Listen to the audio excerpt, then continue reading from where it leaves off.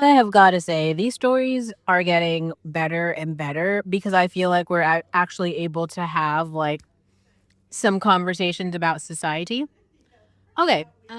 So it's kind of funny to me because on this channel, I've told the story of like how I saved this stranger black woman's life when her boyfriend literally pistol whipped her and she ran 28 blocks down the street, right? So that happened to me in real life. Um, but so I just heard this story by the Carter twins.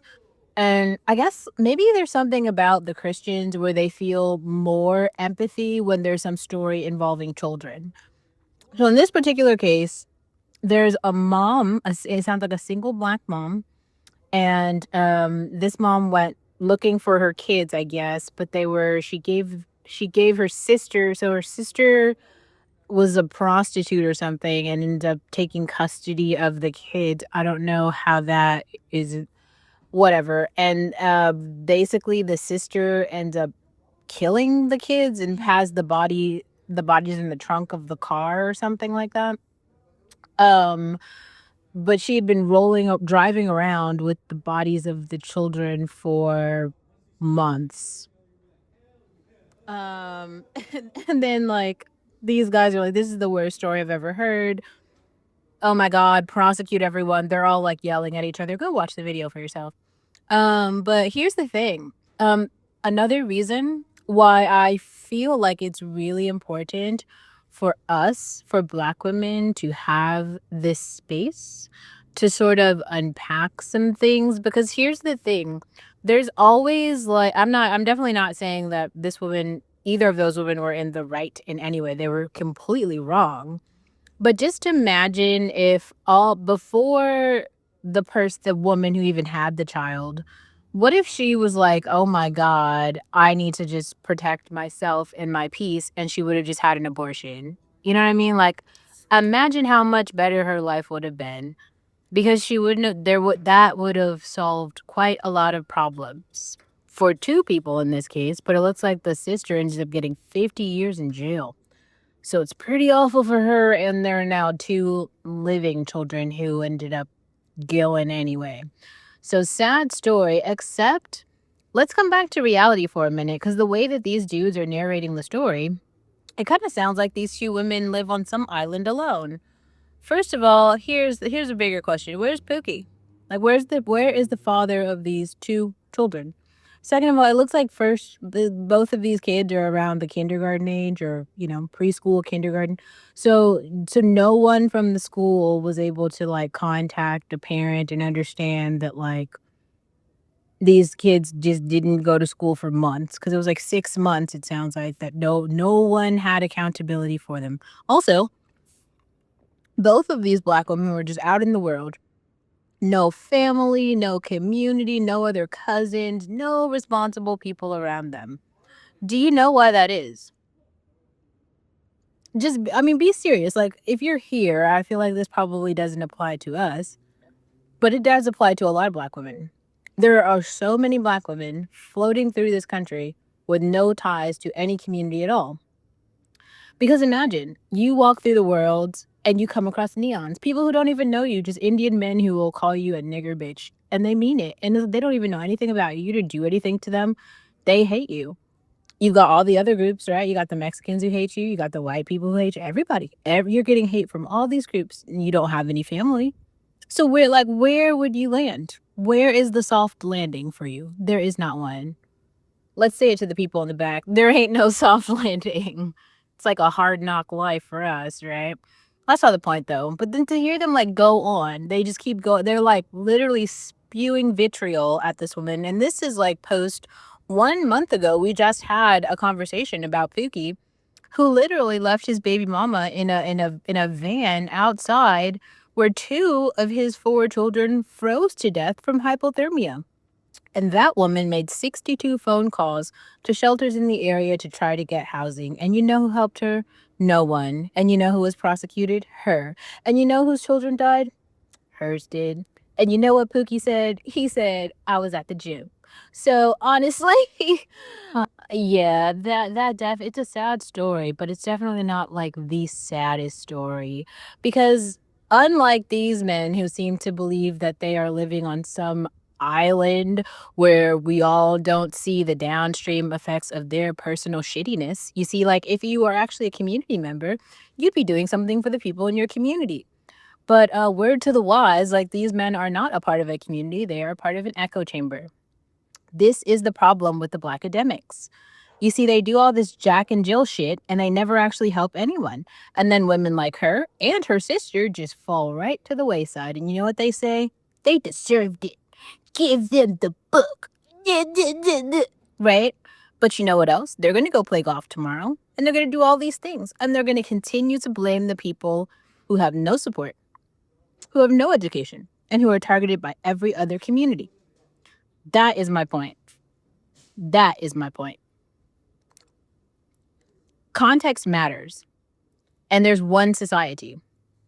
There's a lot of crappy people in society, and we have to deal with them too.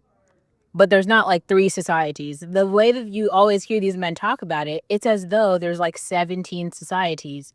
And these two women were on some cliff somewhere participating in the evil version of society. But them, they're on the mountaintop participating in the all well and good part of society. That's not how it works. It's not how it works at all. It's really easy to like point the blame and pinpoint the problems of someone else when you are completely unwilling to acknowledge any sort of solution or any sort of action that you could potentially take to make society easier or better for a woman like that. Right? Like they even listening to them tell the story, it's almost like first of all, they're criticizing the woman for being sex positive or whatever, so she's a sex worker. I'm not saying it's a good thing. I definitely think that sex work is like very, very dangerous for Black women. But that's not even the point, though. Why don't they ask the question of like, why did she go down that route in the first place? Because that is actually a critical question to ask. You can't just like start at the end. Oh, well, she's a shitty person. Throw the book at her. I mean, yes, that woman is literally crappy, but also something brought her there. Things are just happening. Like there's like cause and effect. You can't just look at the effect and then like shout and scream and say, well, well, well. It's a lot. This is what I mean. Like somebody has to take responsibility. Like when are these men going to be men? When? Like it's like every single day, you know what's going on. It's like more conversations, right? They're having conversations. So now we're having conversations too. Let's all have conversations and have like opinions.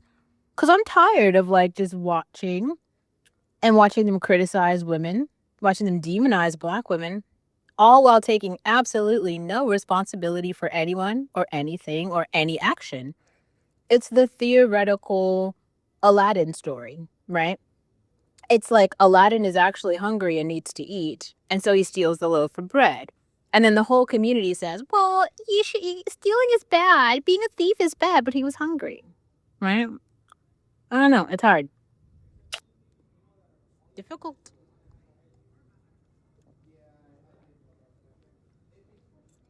I feel like it's not just that I'm tired. It's not like I'm tired of incomplete stories. I'm tired. How can you have an entire group of men specifically who have like abandoned their families, abandoned their women, and are degrading and hyper criticizing their women all day long? And they know, like, they don't take any responsibility at all. And then they come back and they like watch the destruction play out after they've like ruined the society. Like, whoa, aren't you a big man? Aren't you just the cream of the crop? That's very strange to me.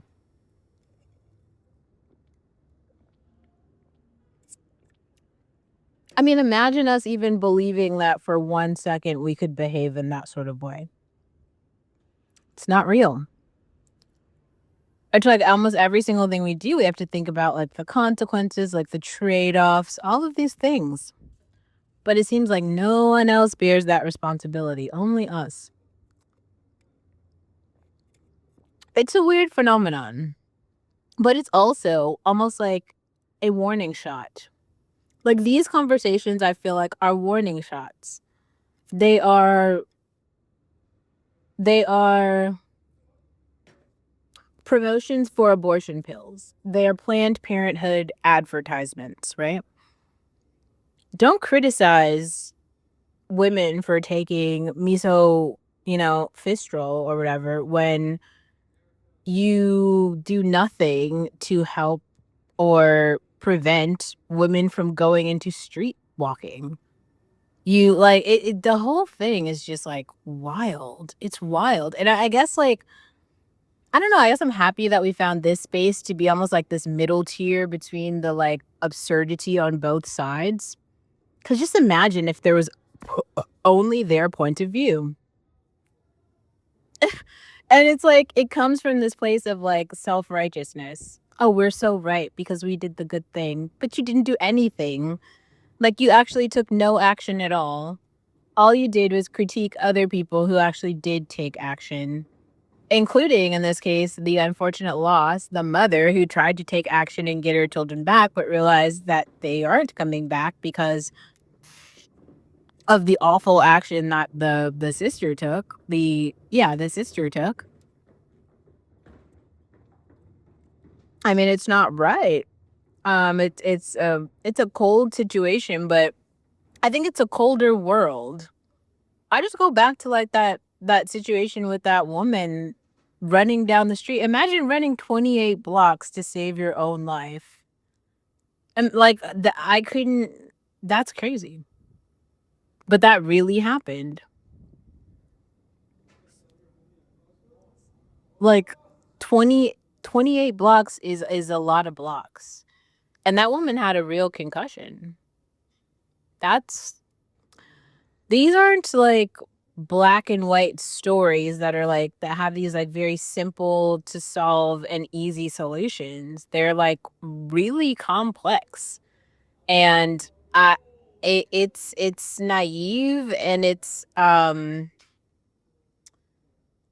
do you say it is just incomplete to tell those stories without the context.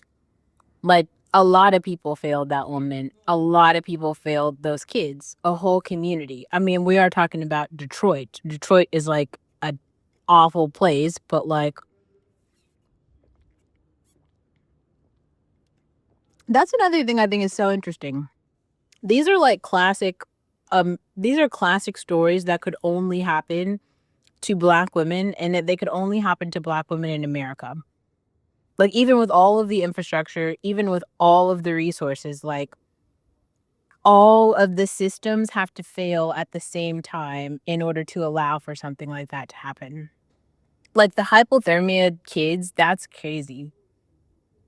Like just think how many people, how many systems have to just completely be like, fuck you, we hate you for two that was like a 9-year-old and a 7-year-old that shivered to death over 2 weeks in a van.